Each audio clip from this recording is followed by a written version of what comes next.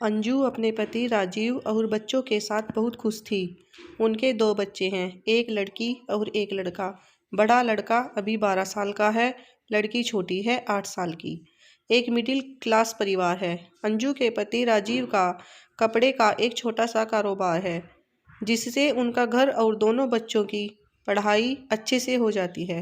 राजीव अपने बच्चों और पत्नी को बहुत प्यार करता है।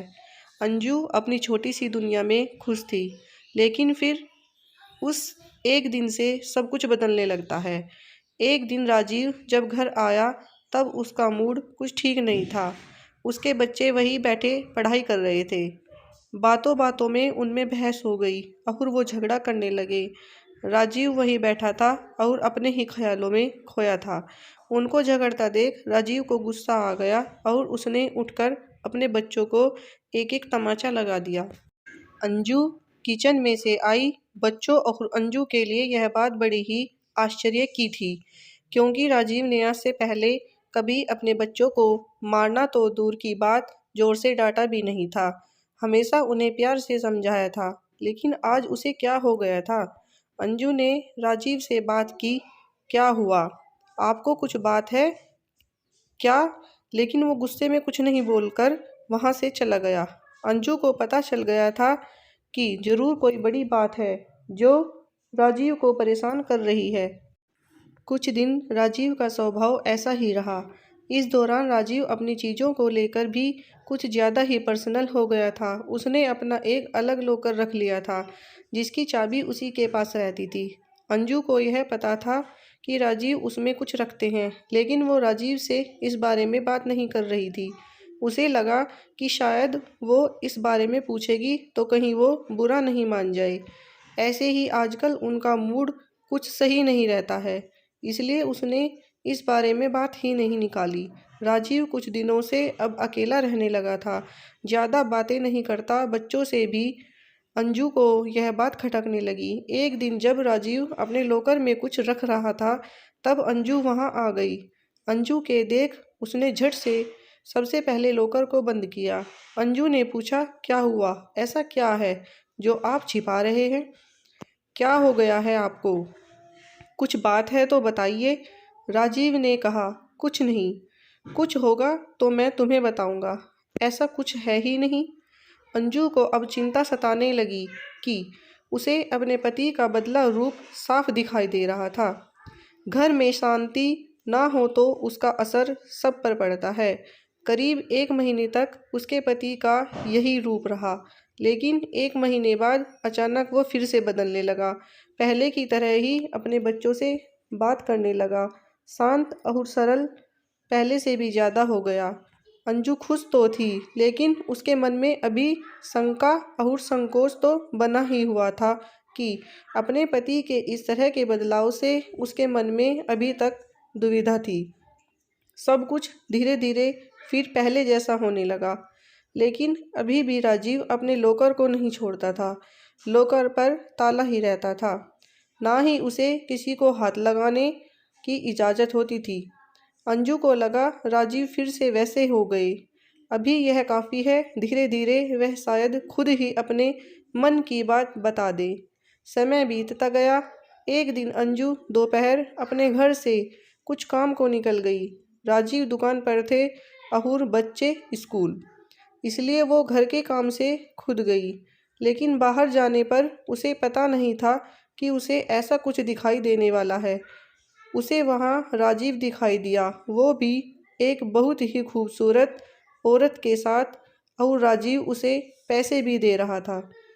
उनको देखकर अंजू छिप गई ताकि वो दिखाई नहीं दे, लेकिन अब उसके मन में सवालों के भूचाल आ गए थे।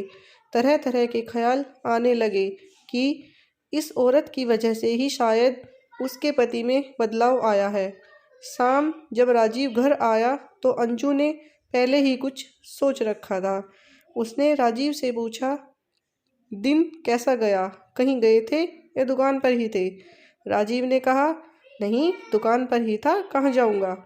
अंजू को पता था कि राजीव झूठ बोल रहा है, लेकिन क्यों और किस कारण से यह उसे पता नहीं था। उस दिन से अंजू राजीव पर नज़र रखने लगी।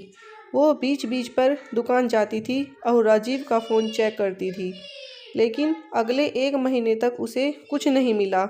राजीव ना तो उस औरत से मिला, ना ही कुछ और। लेकिन फिर महीने की 1 तारीख को वो उससे फिर मिलते दिखाई दिया और उसे पैसे देता दिखा। अंजू को फिर समझ नहीं आया कि आखिर यह बात क्या है। कुछ महीनों तक उसे देखा कि और उसे पता चला कि राजीव हर महीने उस औरत को पैसे देता है। अंजू ने महीनों तक इस बात को देखा था। एक दिन जब राजीव अपने घर आया तो अंजू ने उसको पूछ ही लिया कि क्या बात है, आप कुछ छिपा रहे हैं क्या? राजीव ने कहा कि नहीं। फिर तुम वही बात लेकर बैठ गई। अंजू ने इस बार बोल ही दिया कि अगर कुछ छिपा नहीं रहे तो हर महीने उस औरत को पैसे क्यों देते हो? राजीव के मुंह का रंग बदल गया। वो तिलमिला गया और गुस्से से बोला, तो तुम मेरा पीछा कर रही हो, मुझ पर नज़र रख रही हो? हर महीने में बहुत लोगों को पैसे देता हूँ। तुम क्या जानती हो दुकान के बारे में? अंजू ने कहा कि मैं जानती हूँ दुकान के बारे में, और यह भी जानती हूँ कि वो दुकान का काम नहीं था। राजीव ने कहा कि तुम्हें जो समझना है समझो, मुझे तुम्हें कोई सबूत देने की ज़रूरत नहीं है। वो बात वहाँ ख़त्म नहीं हुई। अंजू ने उसके बाद भी राजीव पर नज़र रखी, लेकिन अब उसे वो उसके साथ फिर दिखाई नहीं दिए। अंजू ने सोचा कि शायद राजीव ने अब मिलने की जगह को बदल दिया होगा। राजीव का लोकर भी उसे अब खटकने लगा। उसे लगा कि हो ना हो शायद इसी में वो राज है जो उस औरत और राजीव के बीच में है।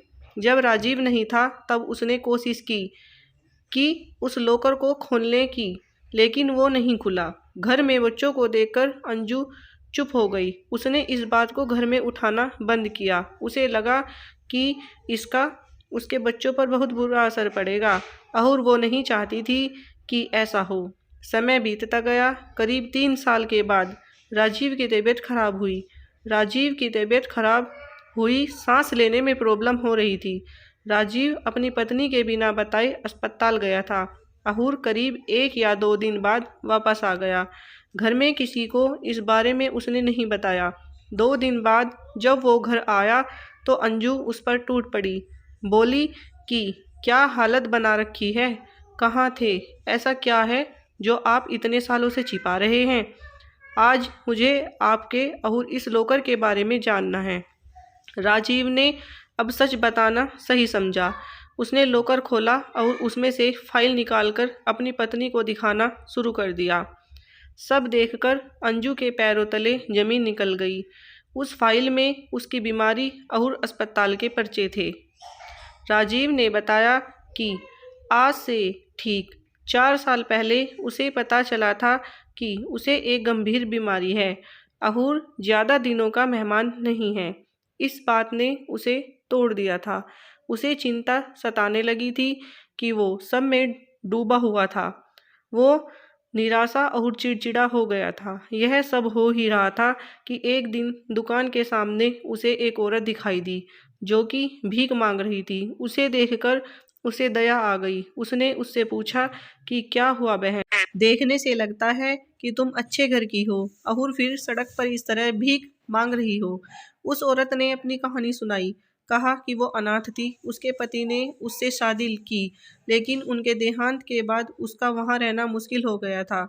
उसे वहाँ के लोगों की नीयत का पता चल गया था, इसलिए वो कैसे भी बचकर अपने 2 बच्चों के साथ वहाँ से यहाँ इस नए शहर में आ गई। यहाँ उसे गुजारा और रहना मुश्किल हो रहा है, इसलिए मजबूरन उसे भीख मांगना पड़ रहा है।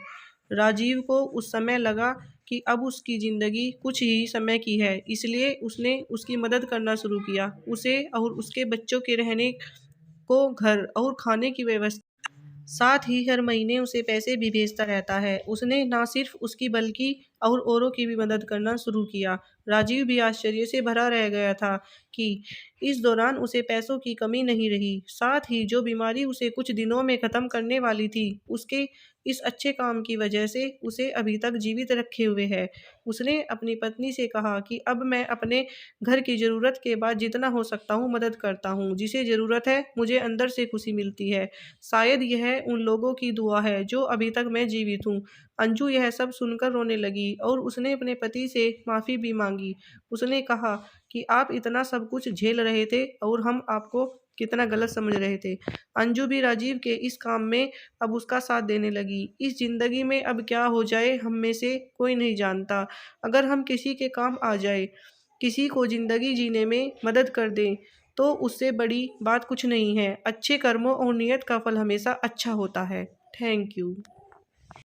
इस वीडियो को लाइक और सब्सक्राइब करें।